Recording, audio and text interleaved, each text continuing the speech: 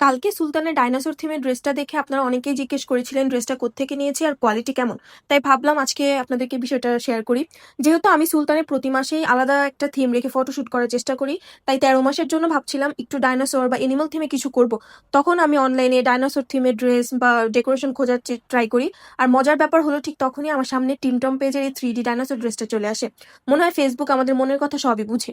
ড্রেসটা দেখে আমার এত ভালো লেগেছিল আর দেরি না করে অর্ডার করে ফেলি। আলহামদুলিল্লাহ, হাতে পাওয়ার পর দেখলাম ড্রেসের কোয়ালিটি সত্যিই অনেক ভালো। ড্রেসের কাপড়টা খুবই সফট, আরামদায়ক এবং বাচ্চাদের জন্য একদম পারফেক্ট। গলার সামনে সুন্দর করে বাটন দেওয়া আছে, তাই পরানোও খুব সহজ। এটা রোম্পারি স্টাইলের ড্রেস, তাই নিচের বাটনগুলো লাগিয়ে দিলেই হয়ে যায়। সামনের দিকে দুটো কিউট পকেট আছে, যা ড্রেসটাকে আরো সুন্দর একটা লুক দিয়েছে। এর সঙ্গে একটা ক্যাপও পেয়ে যাবেন, যে ক্যাপটা পুরো ড্রেসটাকে কমপ্লিট করে তোলে, লুকটাকে একদম পারফেক্ট করে তোলে।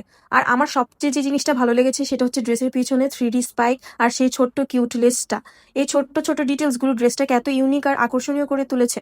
সুলতান যখন এই ড্রেসটা পরে হামাগুড়ি দিচ্ছিল তখন মনে হচ্ছিল বাসার মধ্যে একটা ছোট্ট কিউট ডাইনোসর ঘুরে বেড়াচ্ছে। সত্যি বলতে ওকে দেখে চোখই সরানো যাচ্ছিল না। আপনারা যদি আপনাদের ছোট্ট সোনামণির জন্য ডাইনোসর বা জঙ্গল থিমের ফটোশুট করার জন্য ভেবে থাকেন, তাহলে এই ড্রেসটা অবশ্যই দেখতে পারেন। আমার কাছে কোয়ালিটি, কমফোর্ট আর লুক সব মিলিয়ে সত্যি অনেক ভালো লেগেছে।